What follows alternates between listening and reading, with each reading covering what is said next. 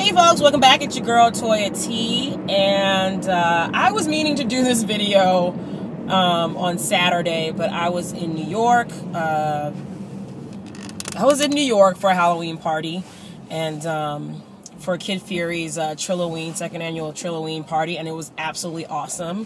Thank you again, and shout outs to Kid Fury for such a great party that was sponsored by Hennessy, and they also had Grand Marnier there too, so it was pretty freaking awesome. But the thing that this is actually a figure out your life, and I know it's not Friday, but this we can put figure out your life hashtag / Toya's tips hashtag what the F. This is for Lyft. Now, I think most of you know that I am a Lyft driver. I'm a Lyft mentor. I haven't done it in at least a good 3 weeks because I was super busy trying to prepare for my defense, and I have my classes, and I had to get my mid-year grades in, or my midterm grades in. So there was a lot of stuff going on that I needed to sleep. when I had time off, I was reading papers and grading, and I needed sleep. So I hadn't driven in a while, and a lot of things has changed since I stopped driving in early October. And so I was like, okay, things change. It's always great. I never had a problem with any of the changes. But I think it's always best if you're going to do Lyft driving to actually experience a drive for yourself. So I only had done one before after I had become a driver. And since I was in New York and I was going to be drinking, I decided that, the safe and best thing for me to do is to go to and from the party that I was going to use Lyft, or at least use a taxi service. And I was like, well, I could do a taxi or I could do Lyft, and, it'd be easy. It's just on my phone. I don't have to worry about digging for cash and, being worried about having enough money or whatever, and having to go to an ATM. I'll use Lyft and support the company that I do absolutely support and drive for. But this is when the shit hit the fan. I ordered a Lyft.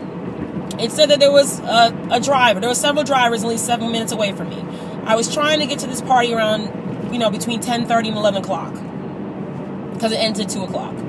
So it says that the driver was close. I ordered it. I went downstairs, the hotel lobby where I was staying at, and I waited. 5 minutes go by, and it keeps saying the little thin marker that tells you where the driver was. It goes from 3 minutes to 5 minutes to 4 minutes, and the car is going all around me in circles. And in the back of my mind, and I talked about trusting your gut, my gut was telling me, call this driver, because it seems like he does not know where the hell he is, even though he was in Brooklyn. And so 5 minutes, 7 minutes turned into 15 minutes of waiting for him. And when it finally said that he arrived, he just could not find where I was. And that pissed me off to all hell. Mainly for the fact that I was trying to get to this party that I paid for ahead of time, and I wanted to be able to enjoy the most of it before it was over. But another thing that I just don't like waiting. I don't have patience for it. I hate it, especially if it didn't say you're going to take 15 minutes to get to me. It said you're going to take 5 to 7 minutes. Also, he never called or text messaged me to tell me that he was on his way, what his ETA is, which is what I do, and I've heard from other, Lyft drivers, that's the best thing to do, because you want to make sure that if you are running later than what the Lyft app tells the passenger, you should inform them, so if they want to cancel it, they can do that. And because he was so close to me, I didn't want to cancel it, because you get a $10 cancellation fee if the driver's within 5 minutes of you, or just a few miles. So I didn't want to go ahead and do the $10, but apparently I should have just canceled it and paid the $10, because it would have been less than what I paid this mofo. And so he calls me finally. I called him, and I said, hey, it says that you're in the area. Where are you? I don't know where you are. I don't see you. It says you have arrived. Where are you? And he's like, oh, I'm on the street. I said, yes, that's the street I'm on. I'm in front of the Aloft Brooklyn Hotel. He's like, oh, I don't see it. I was like, I'm in front of the Aloft Brooklyn Hotel. Now, and then I told him the address. I said, I'm in front of 216. So if you're in the lower part of the street, if you can see the numbers, I hope that you can count, because that would be a basic thing that you would need to know when you're driving and having to pick up and drop off people. So if I'm telling you and the GPS is telling you something and you can't find me, and I tell you that I'm at 216, whatever the street is, you should be able to follow that to find where I am. Somehow he could not do that, and I kept telling him I'm in front. I actually walked down the street because he couldn't figure out where the hell he was, and I still couldn't find him. I said, you know, this street goes right into downtown Brooklyn. I'm on the same street that has the Indigo Hotel, the Sheraton Hotel, and it's like, if you're going to drive, you need to at least know some landmarks, or at least listen to the person when they give you directions and tell you that they are, I don't know, at 216 and not at 200 or 230 of that street. So that pissed me off to high hell. And it was, I mean, he seemed like a nice guy, but again, common freaking sense. I can see why people can get, some people don't have high ratings, and I didn't give him a high rating at all. I gave him a below average rating because it was below average driving. And at the end of it, when I looked at my bill, when he dropped me off, which was not at the place that I put in, I put the address in, because as a Lyft driver, I know that it's so much easier for you when the passenger puts in the address before you get there. Before the driver gets there. So I did that for him. It was the correct address, and somehow he still happened to drive past the address of where I was supposed to be dropped off at, and still didn't understand. I was like, it's back there, I think. Like, I don't know where I'm going. Obviously, I'm telling you, like, I think it was back there. So I just got out. When I got out and looked at the fee, it was $28 for a 8-minute ride.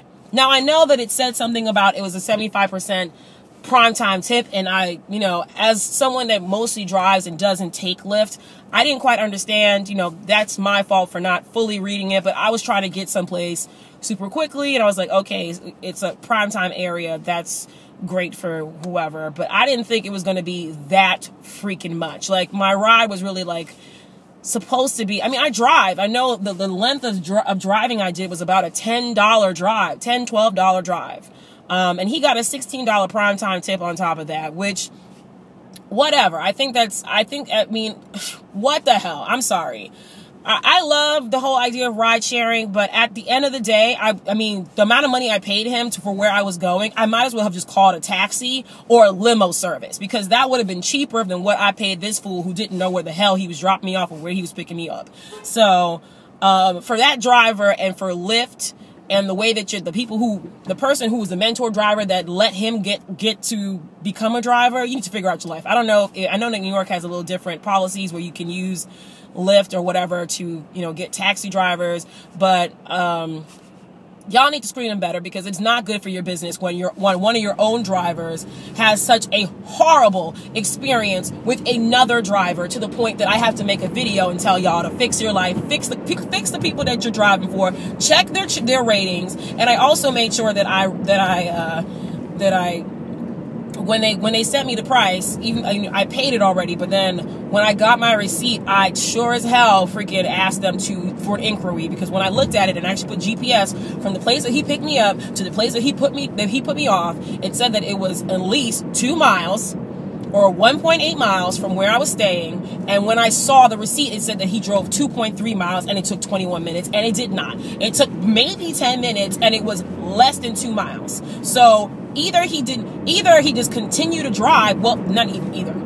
There's nothing, I mean, he obviously continued to drive after he dropped me off so that he could raise his fare, which was absolutely bullshit.